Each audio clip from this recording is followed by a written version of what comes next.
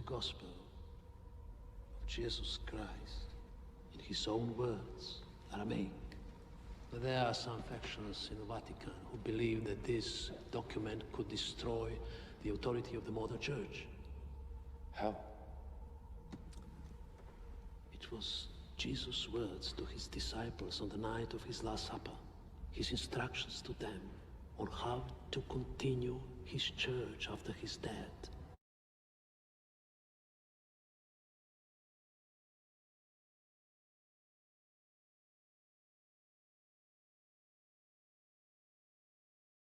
They were discovered really by accident by Muhammad Ali, a local peasant who was a tenant farmer for a Coptic landowner. He himself was a Muslim and was looking for looking for soil to fertilize the fields at the foot of the cliff. That's his story. The peasants never dig for antiquities because that's against the law. But of course, they dig where antiquities may be with the topsoil that they're digging for. So that's the official version of the story. And after he dug this jar up, he thought that it might have gold in it, but it also might have a jinn in it.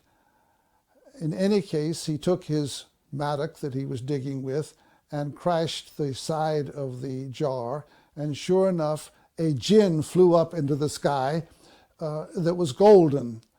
I'm sure this was papyrus fragments that we have lost from the codices, but in any case, he took the books, got on his camel, went back home, dumped them in the garden where his widowed mother used some of them to help light the fire in the patio, and bit by bit, they sold them a book for a bag of oranges or something like that, or a package of cigarettes.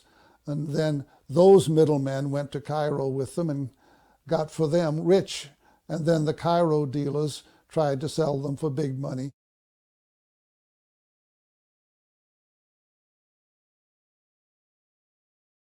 We really don't know. All we have is the jar and the place in the cliff where they were buried, and of course the documents themselves.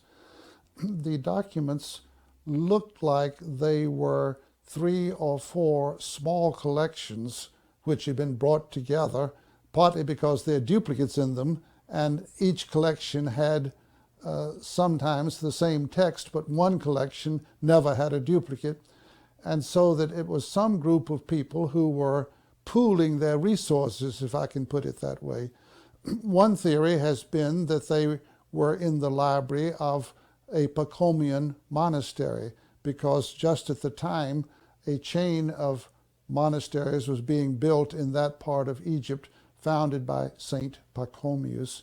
But others have thought that that is not the case, because these were not intellectuals or literary people, but simple peasants who, at the conversion of the Roman Empire, flocked into these monasteries thinking, now we're going to take over.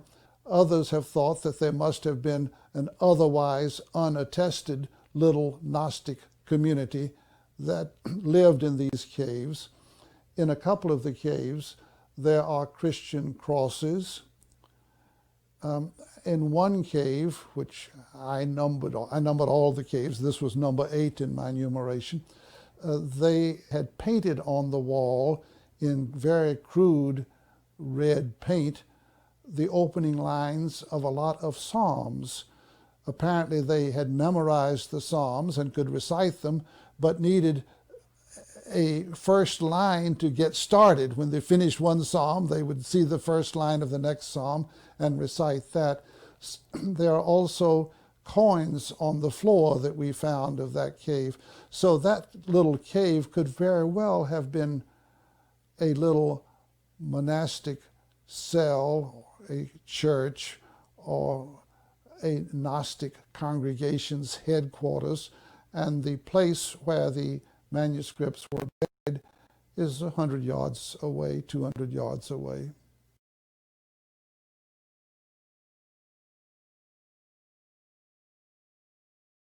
I think that the first generations of Christians were by and large rather illiterate, maybe in most cases literally illiterate. About 10% of the Roman Empire knew how to read and write. And they were peasants or fishermen or other simple folk, slaves, children that had been outcast to starve as deformed babies that they would pick up and raise, so that the population was a subcultural level of society with a few grand exceptions. Paul is the best known. And then in the 2nd century, they began to engender intellectuals. And these intellectuals didn't know where to go in their thinking. And so they would produce various kind of speculations to justify Jesus being God's revelation. And these speculations varied one from another. In a sense, to use the word Gnosticism as if that were one unified position is a bit misleading. It's a little bit more like the New Age or other kind of with it movements today, where there may be very different kinds of religiosity, reviving pre-Christian religions, or putting a twist on your favorite religion. But in any case, New Age is not one theology. It's a trend, a cultural trend. It's more of a cultural, social phenomenon than it is one intellectual system.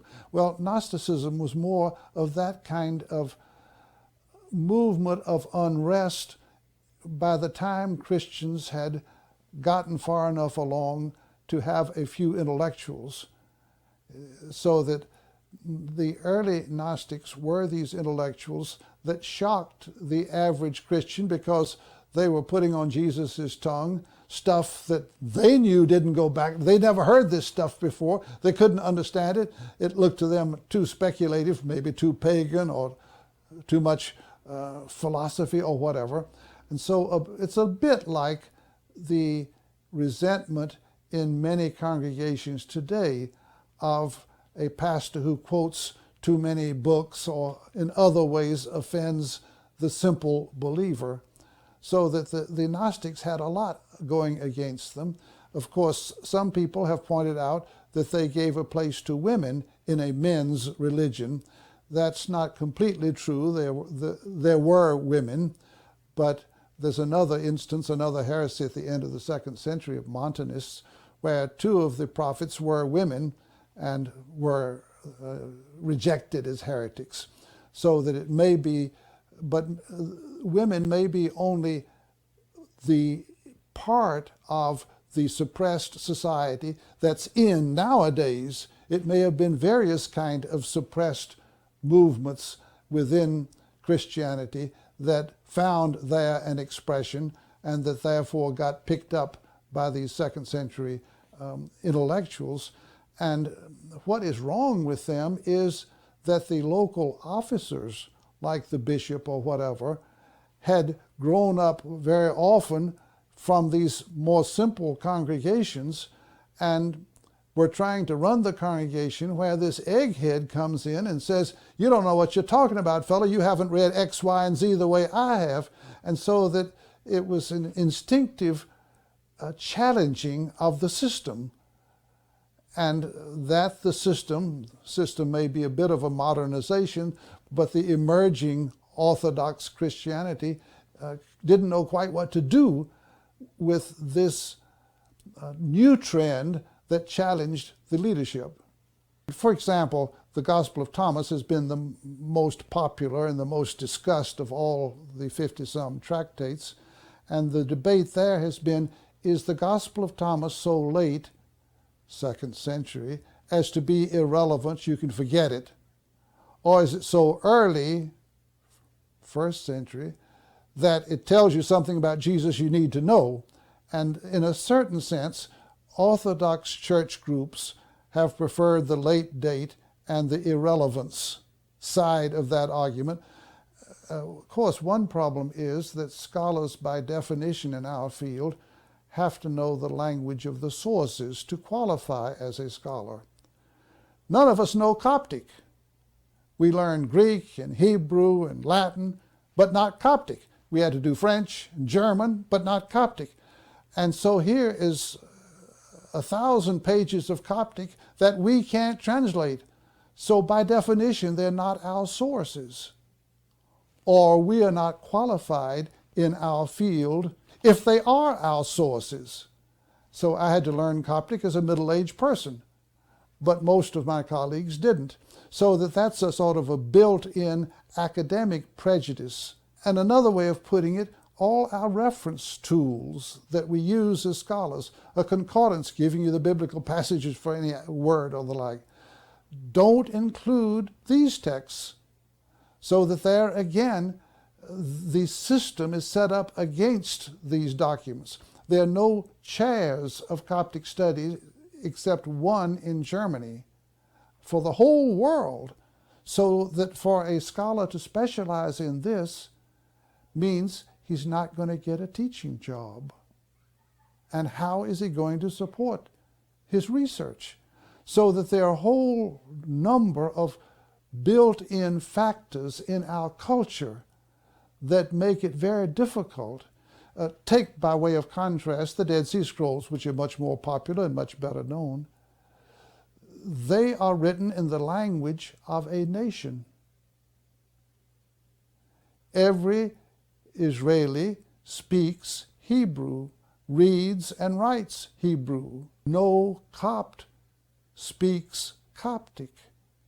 It's like Church Latin. The Coptic priest can recite in Coptic the liturgy, but doesn't really know what he is saying.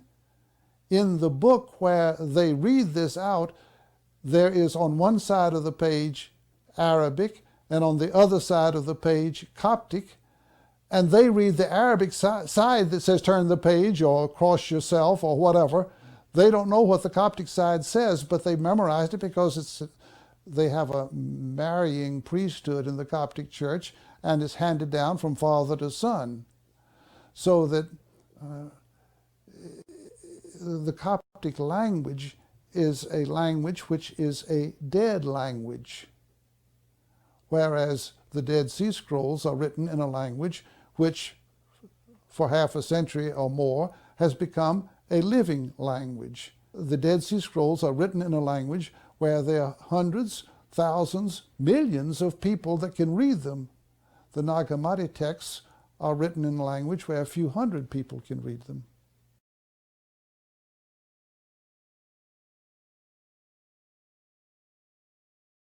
They don't say much about the virgin birth.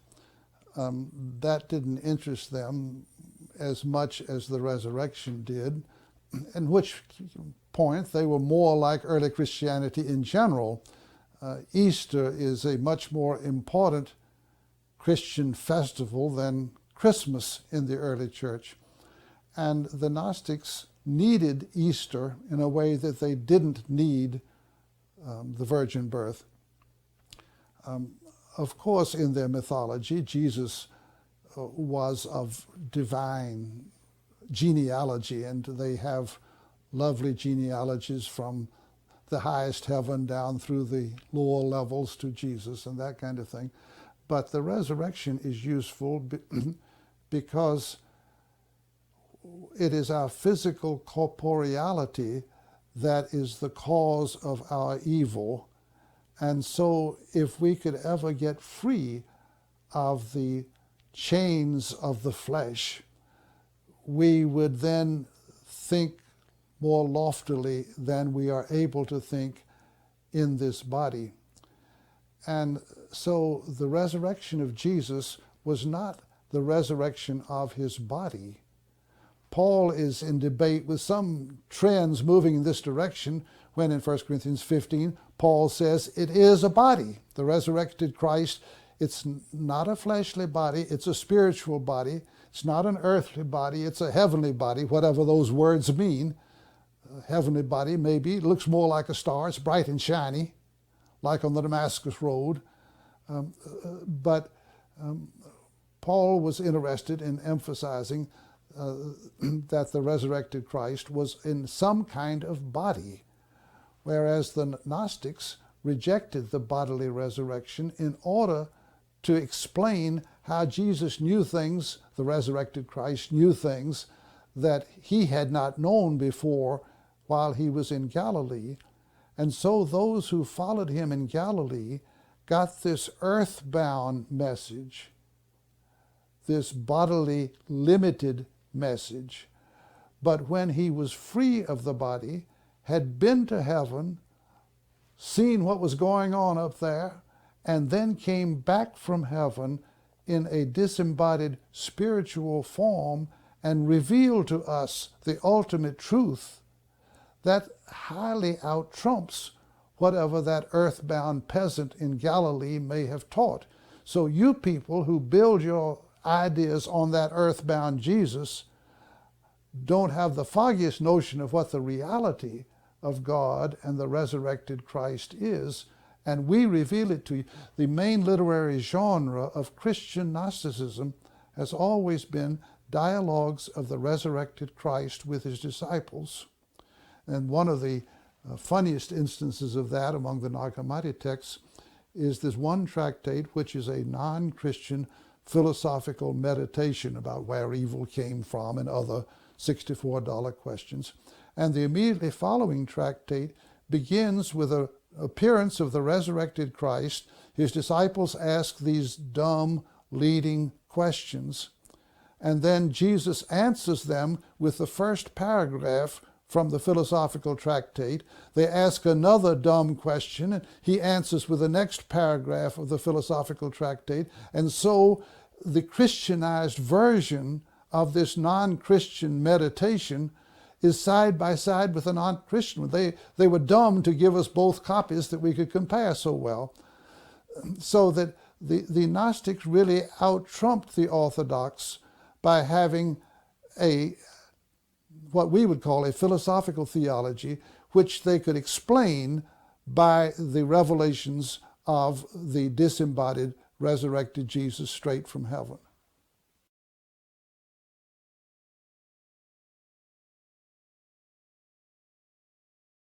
The deity of Christ is a very Christian idiom. Jews had one God and only one God, and Jesus was, of course, a Jew. And so that Jesus would have been shocked by anybody saying that he was God, or 1/3 of God, or however Christians wanted to put it. And that's still offensive to the Jewish community. The Christian Jewish dialogue finds that as one of its sticking points. The word Son of God, the idiom Son of God, was common in that age for any great person. The emperor, the Caesar, Hercules, various heroes were called sons of God. And very often virgin birth stories went with them. A god had seduced their mother, and that's how they had this superhuman ability.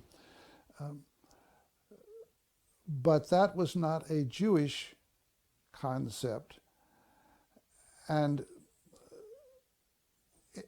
for Jesus, Son of God is anybody like God. If I may quote the Sayings Gospel Q, God sends his rain on the good and the bad and shines his sun on the good and the bad. So you be like that and you will be children of God. King James translation dodged sons of God, but that's what it says in Greek. It's masculine.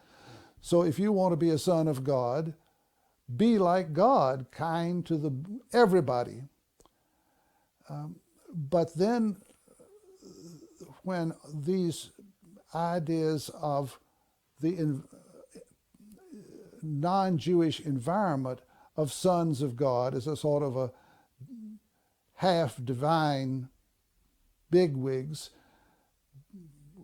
entered into the Christian tradition, that original idea of a son of God, which was, of course, not exclusive. All of us ought to be, and all of us could be sons of God. That was then replaced by this exclusive Son of God. Only the emperor is the Son of God. Then he dies, and the next emperor says, only I am the Son of God. And then you end up with the very reverse of what Jesus meant. When you look at one of the domes of the Byzantine churches in Constantinople or something, you see staring down at you and hopefully terrifying you this grimacing Christ, who is the meanest person around, and you've got to buckle under and do what he says. And what he says is what the emperor in Constantinople tells you he says. And so that this pompous ass is what became of Jesus, and that's why the title Son of God, as usually used in modern Christianity, is almost the exact reverse of what Jesus meant by it.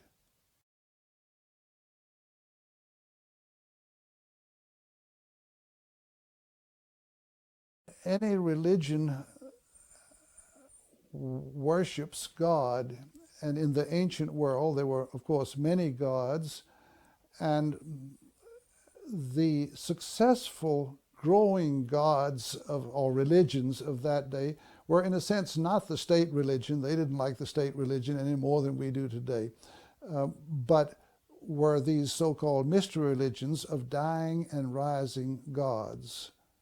Isis in Egypt is the most popular one now because it was a woman, but it was spread all over the ancient world because everybody with a grain of sense knows in the fall that things die out, and in the spring things sprout up.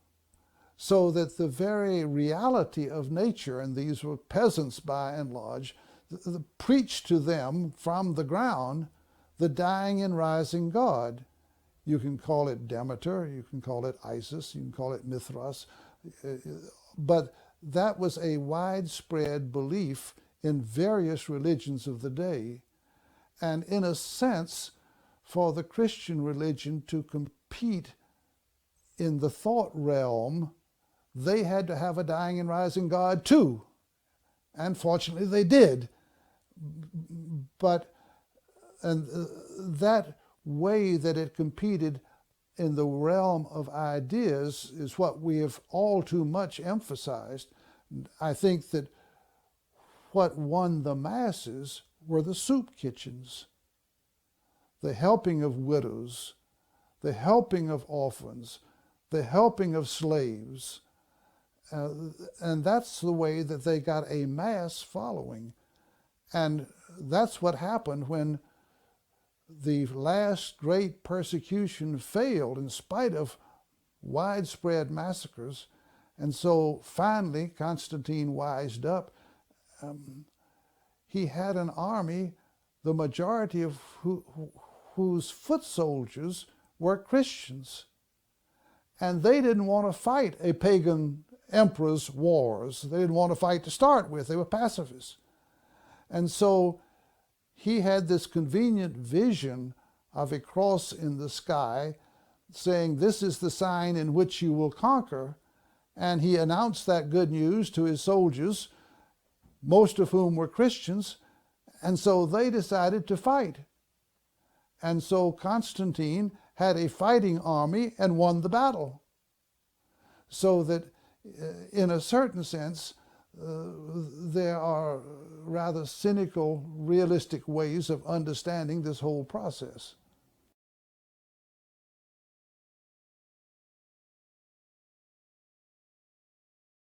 The early church did not begin with a New Testament.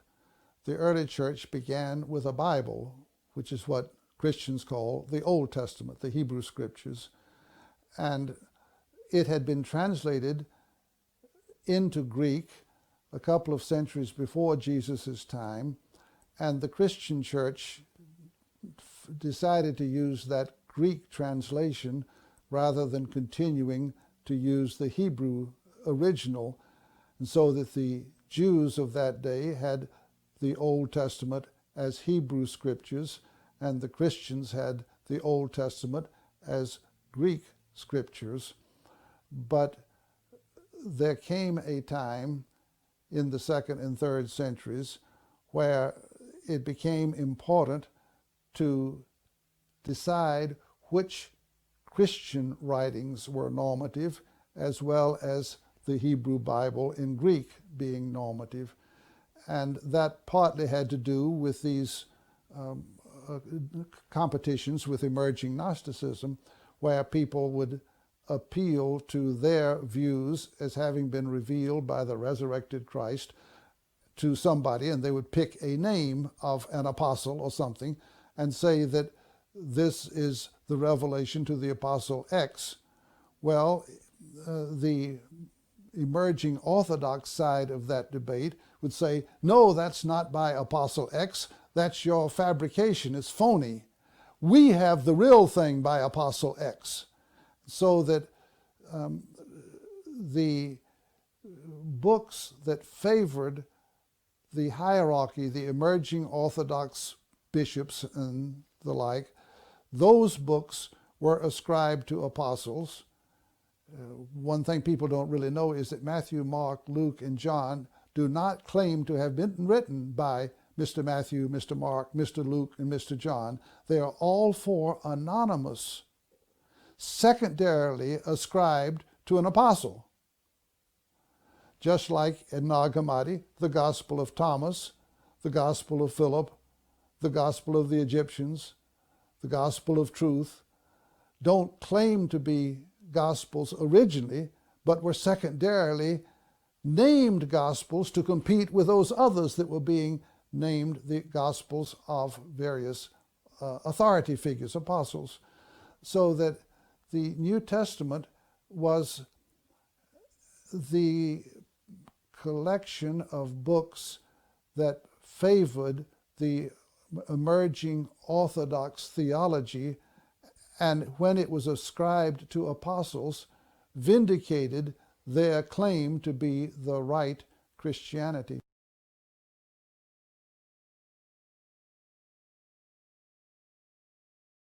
Of course, it has changed a great deal, as my comments have obviously made clear. And I began in a traditional Christian background.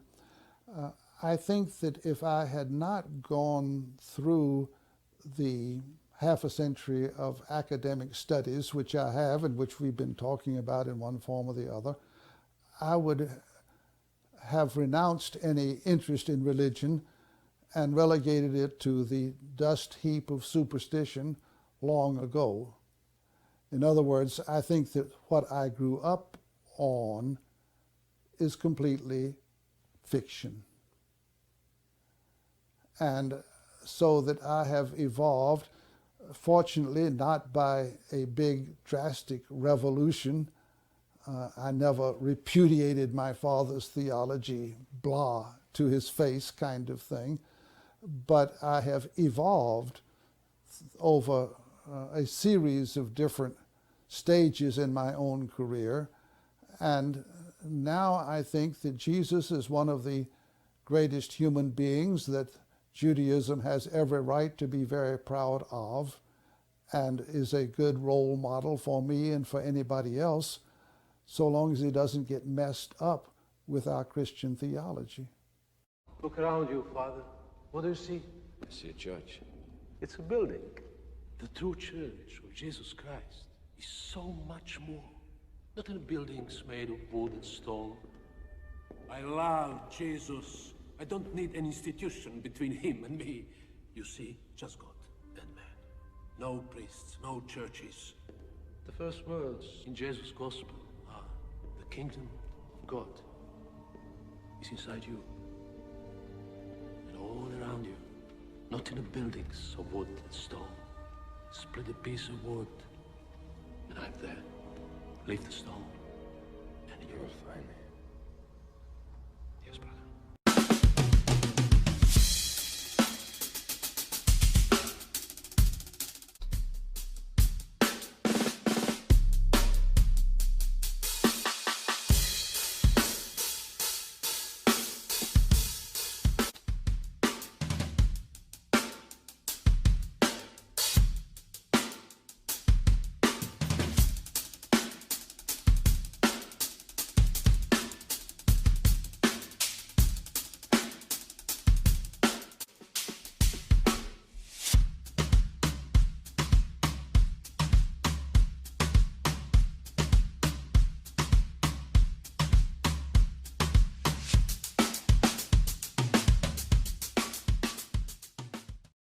This is my kung fu, and it is strong.